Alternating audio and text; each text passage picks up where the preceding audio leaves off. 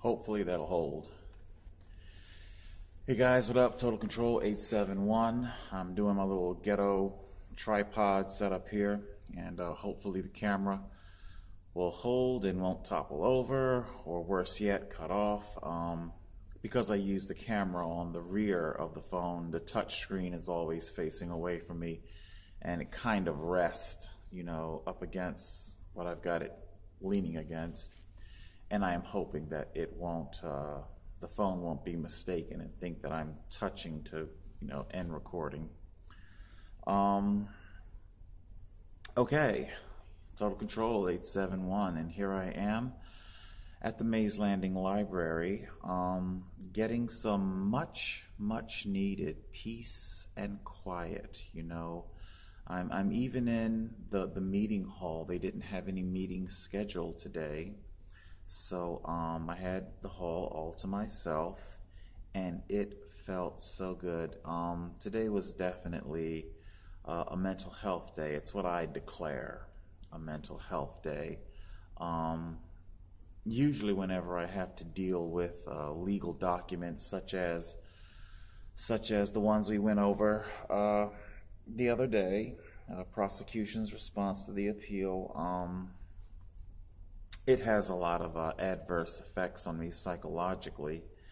I really don't know if you understand, the toll that this entire ordeal of homelessness, unlawful arrest, unlawful incarceration, unlawful tickets, just an endless stream of unlawful activity, and it's all predicated on my not having enough money for an attorney, my not having enough money for an apartment or traditional motorized transportation.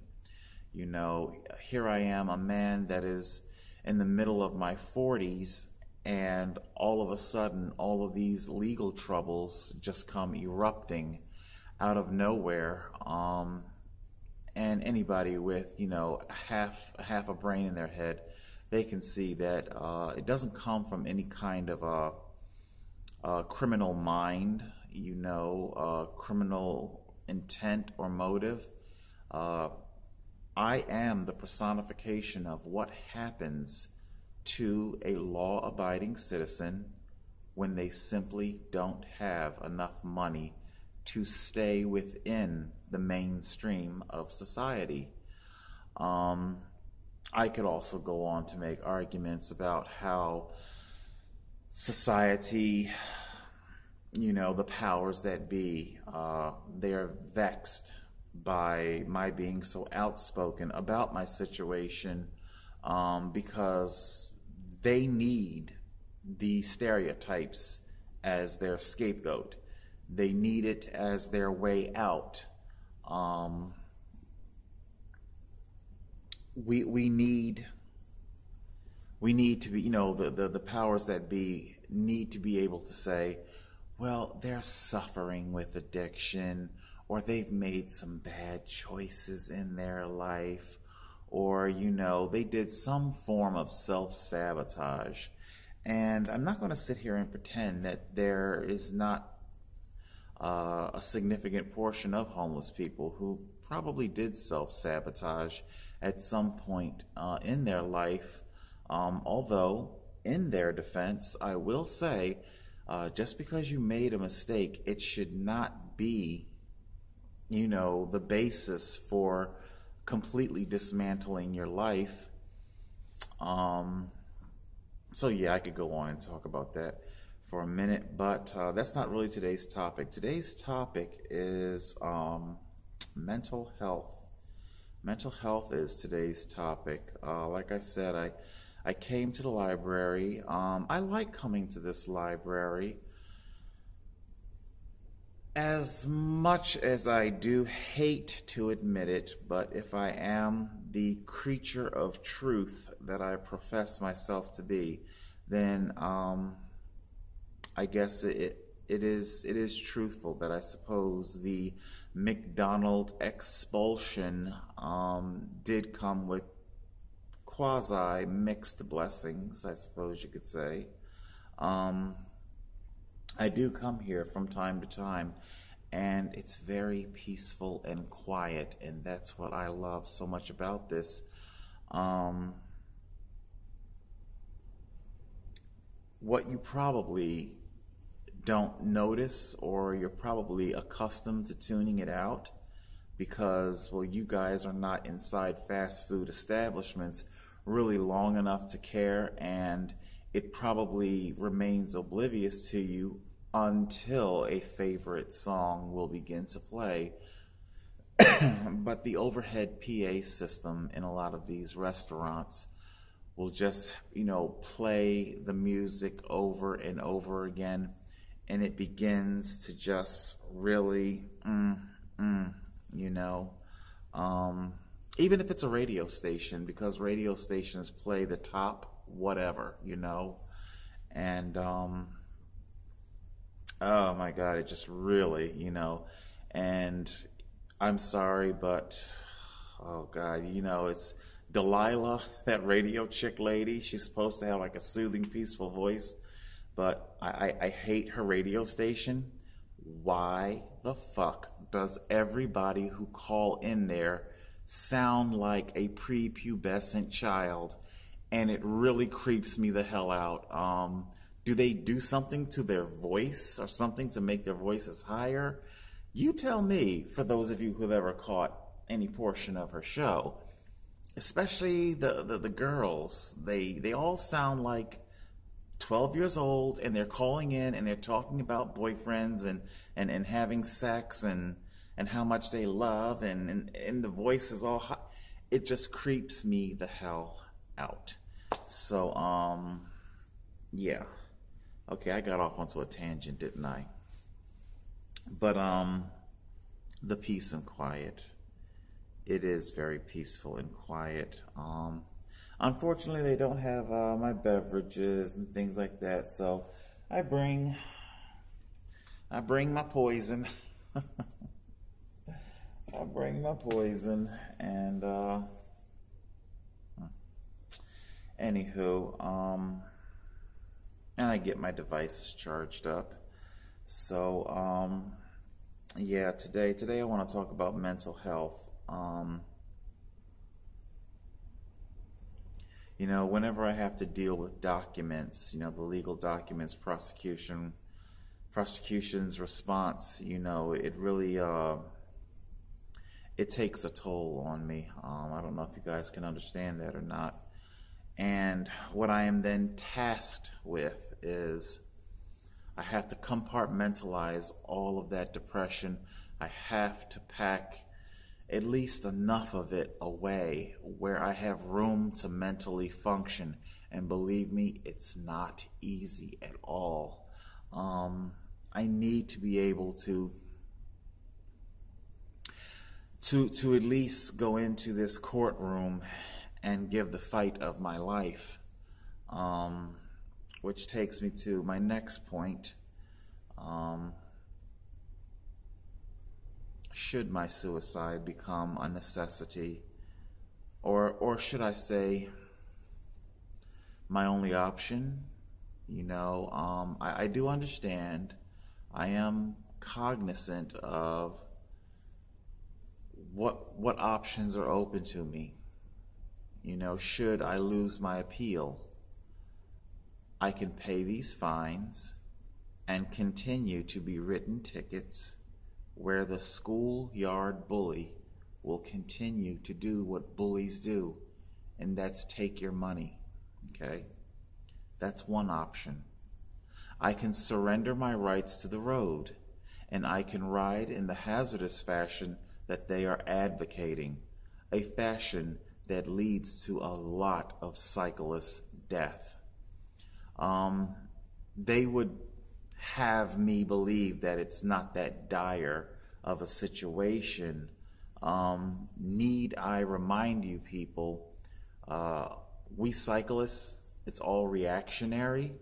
So I can't speak for every cyclist in the world, but I took those esoteric laws off the shelf, dusted them off, and implemented them after my 2 hit and runs, especially after the second one, when we saw how Egg Harbor Township and Atlantic City Police Department, a very, very lackluster response. They could not give a shit at all. We also saw, excuse me, we also saw how Officer McKinney falsified police report stating, nothing happened to him. He was more concerned about his YouTube blog. So this tells me that these police officers have absolutely no intention of even trying to seek justice for me were I to be hit, critically injured, or killed. The Thomas Kinzer assault and strong-arm robbery. Tell me, what if I got out of a car and assaulted Aaron Bowes or Lisa Wachowski? Okay? Where do you think I would be right fucking now? Yeah, over in the jail, okay? There would be no goddamn discussion about it whatsoever, okay? But because Thomas Kinzer is a white man who has professed he has ties and relationships with the police in the area, his own words. Because of this, he is white, presumably middle class, considering the vehicle that he drives, and he doesn't like he's hurting, put it like that. I'm not saying that he's rich, but it doesn't like he's hurting either. And I, poor, black, homeless, cyclist, an advocate, everything that the police hate. Every last single one of those adjectives I just read off to you about myself, the police hate me for it. Okay?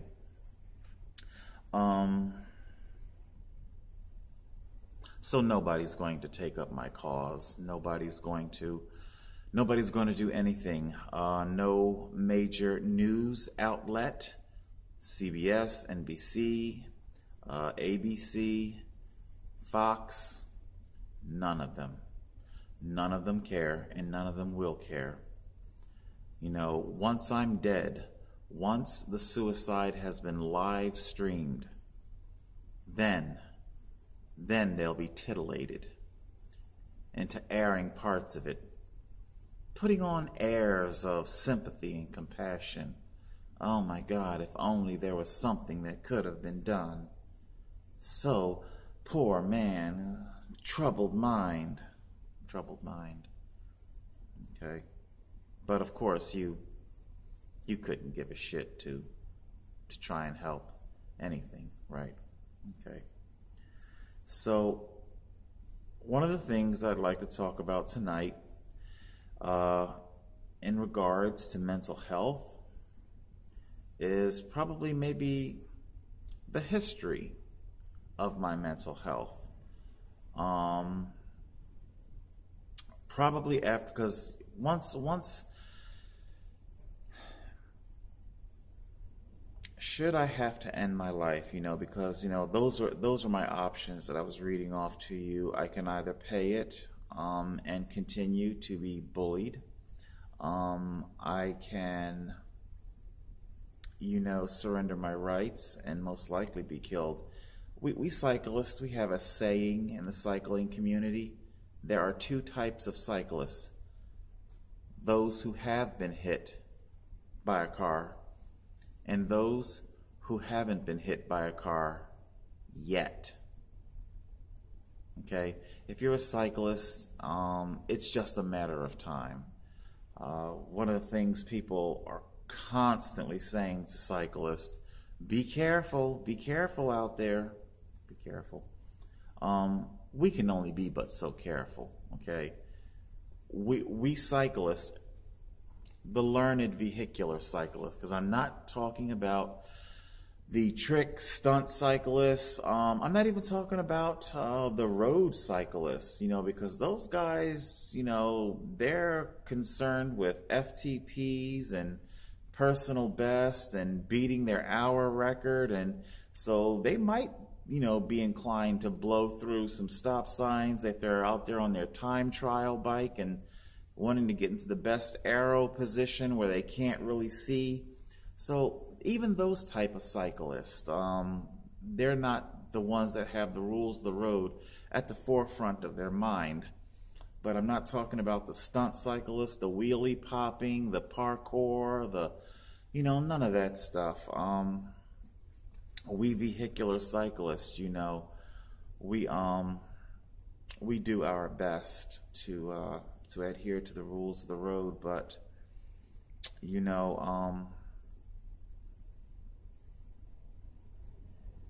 I can only be but so safe. We cyclists can only be but so safe.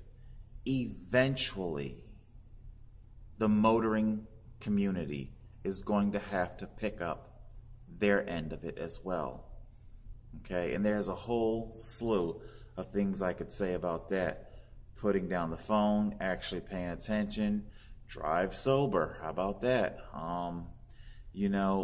There are a number of things that that motorists do that compromise safety on the road. I can't do these things for you. I can't force you to put down your phone. Okay, I can't force you to look at the road. While I'm talking about this, one of the things that I took notice of, I have no idea how long they've been there, but I think I took notice maybe about a year and a half ago on Route 9 in between Northfield and Pleasantville. There's rumble strips in the middle of the road. It's a two-lane road going each way, okay? And in the middle, there are the rumble strips. I'm like, whoa, wait a minute. When do they need rumble strips just for traveling in between cities that are right next to each other? All of these little cities around here, they're right next to each other. They bump right up, Why do you need what was normally supposed to be for highway? And quite frankly, I don't even understand why you need them on the highway. Okay, when I first, many years ago, heard of highway hypnosis as a part of a driver's defense, Your Honor, I'm so sorry, the highway hypnotized me, I laughed my ass off. I'm like, that's never going to fly. Yeah, it actually flew. Now it's not just simply on these highways. Now you're telling me that you, a motorist, can't hold your attention traveling a couple of miles in between cities. That's how bad it's gotten with you, okay? I can't force you to pay attention. I can't force you to not drink and not drug. I can't force you to put down the damn phone, okay? I can only be but so safe, all right? I do the things that are safe. I wear reflective clothing, okay? I spend,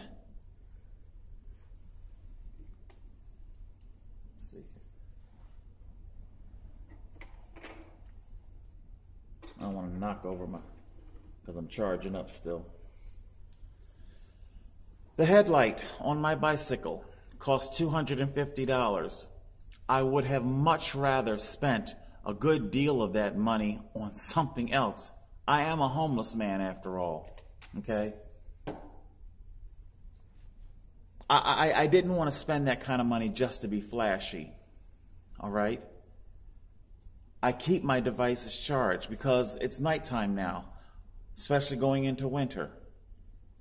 I am doing my end in accordance with the law. Title 39, 414 points 1 and 2 stipulate that every cyclist riding at night must, not should, not suggestive, it is a law. You have to have your white headlight and red taillight, and it has to be powerful enough to be seen at a particular, I forget the exact distance, I think it's, I want to say 50 feet, or I forget the distance. All I know is that this has a maximum output of 1600 lumens, and believe me, it can be seen. I keep it on the middle setting though, 500, when it's totally black at night, totally dark at night. And that's usually good because you got your street lights as well. My point, I am doing my end. I wear clothing that has reflective piping, high visibility lights. The tires that I use on my bicycle, trust me, if I would very much, especially with money being tight the way it is now, I would love to be able to go into Walmart and grab tires and tube off the rack, check out, and go. Okay? For $20, I could get, you know, my front and rear wheels, you know, set up. 20 or 30 bucks. Okay? Unfortunately, that's not going to work with the type of cycling that I do. Vehicular cycling every single day. The type of roads that I'm on, okay? I know that I'm going to, at some point, have to run through the loose gravel and the sharp rocks. Why? Because I got a car right here, just inches to my left. There is no time for me to swerve out.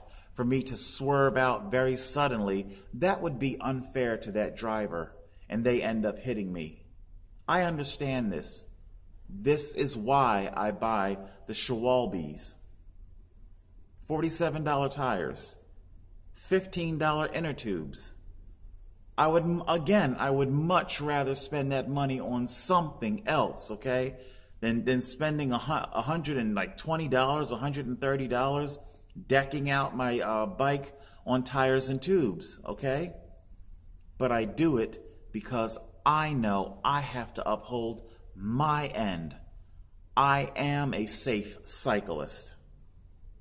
But there are just certain things that I cannot do for you. You, the motorists, are going to have to take responsibility at some point. Okay, I can't make you pay attention.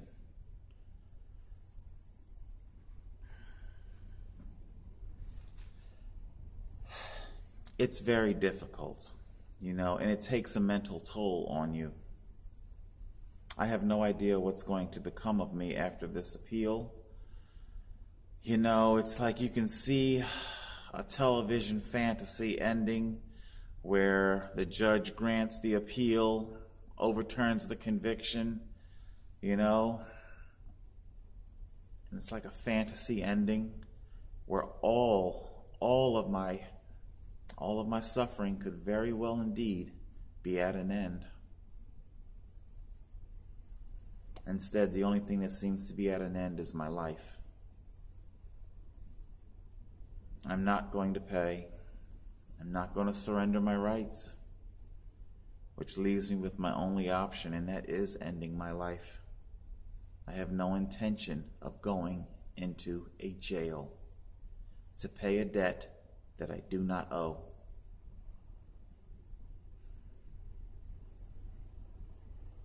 My family, they'll probably say, my biological family, well, his mother had that stuff. That stuff. That's their crude Southern way of attempting to articulate mental illness. Yes, they think that that because my mother had a breakdown, oh, then there you go, mental illness, it's hereditary, you know, and a whole bunch of other, you know, catchphrase psychology that everybody's conditioned into thinking. My sister had a very bad breakdown herself in college. When you say illness, mental illness, it categorizes it into a type of idiopathic thing, you know. You are mentally ill for reasons we can't exactly explain. My mother, she has her own backstory. I don't know if she's alive anymore. I really have no idea. I have no idea if she's alive or not. She would be in her 80s by now, late 80s. But she suffered the loss of one of her children, my brother, Steve. He was hit and killed crossing a highway in Florida. So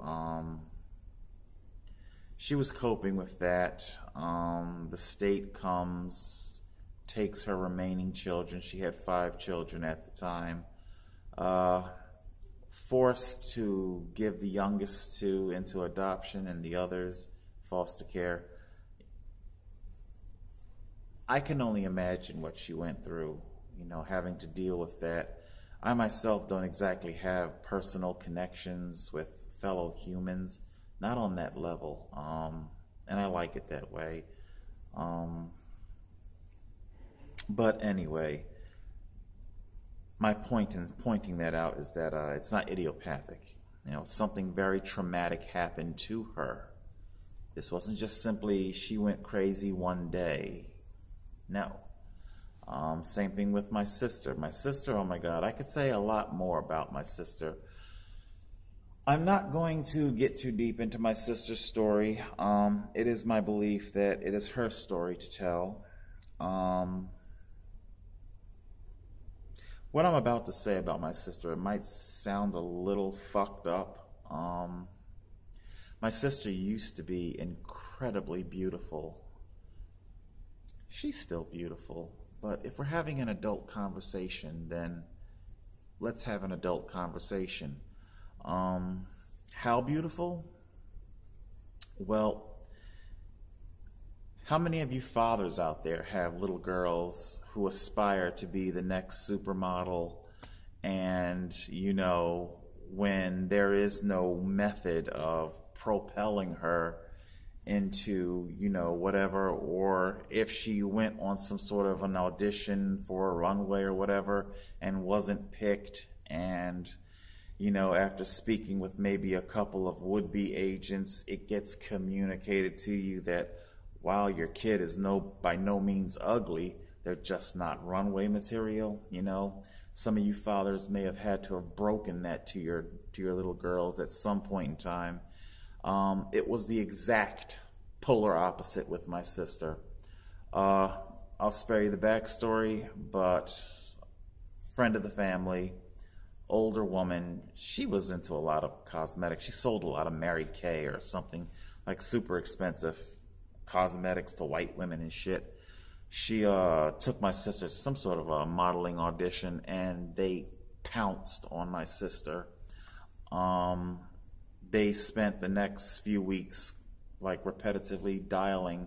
This is the modeling agency now. Repetitively dialing my father, pleading with him, you know, we have to get her in our agency, and he's telling her no. His thinking, she'll get pregnant, she'll da-da-da, and of course, you know, pop models don't get pregnant. They get abortions, but they don't get pregnant, but that's a whole other topic. Anyway, the last phone call, he slammed the phone down so hard that it smashed the phone. He rips it out the wall, and there you go. That was the end of my sister's would-be modeling career. She was extremely, extremely beautiful. After many years of the medication.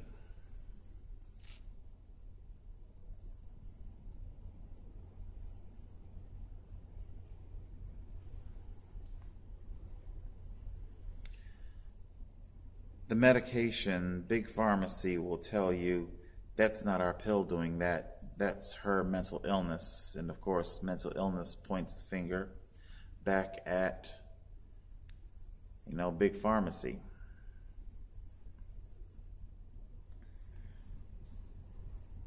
I've got another picture. I'll show you her before she was ravaged by mental illness, by the medication. The medication destroys you in ways you will never know. Anyway, but my father was a very brutal man. He beat my sister. One particular incident, she couldn't get off the kitchen floor. He had beat her so bad. Are we supposed to believe that none of that played anything at all to do in her mental breakdown in college? Okay? She was extremely stressed. Father paying for everything. My father, again, there's a lot of bizarrity to the man. Polar opposite of deadbeat dad. Polar opposite. He paid for our education. He put us both through private school. And my sister took it far more seriously than I did. I couldn't give a shit about the man. She's stressed in college. He's forking out, paying so much money. If I'm not bringing home the grades, she snaps, breaks down. This is the man that dominated and ruled her life. Anyway, I said all that to hopefully convey to you that mental trauma. I don't use the term mental illness. Illness means idiopathic. Illness means we don't know where it came from. I don't know. No, this is a mental trauma.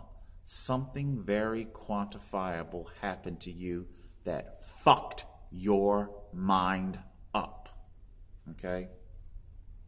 That is a trauma. What the police did to me was a trauma. What JFS did to me is a trauma. Life has been nothing but an endless trauma. And here I am, 45 years old. I don't think I want to stick around for the next 45. Thank you very much. There doesn't appear to be any end coming anytime soon to the trauma. Just more trauma. I'll fight. I'll fight like my last name is Dunbar. I'll go down like the Fighting Irish. But I'll make you a solemn promise. I'll spend not a day in a fucking brig. And I'm not living without my civil rights. Total Control, 871.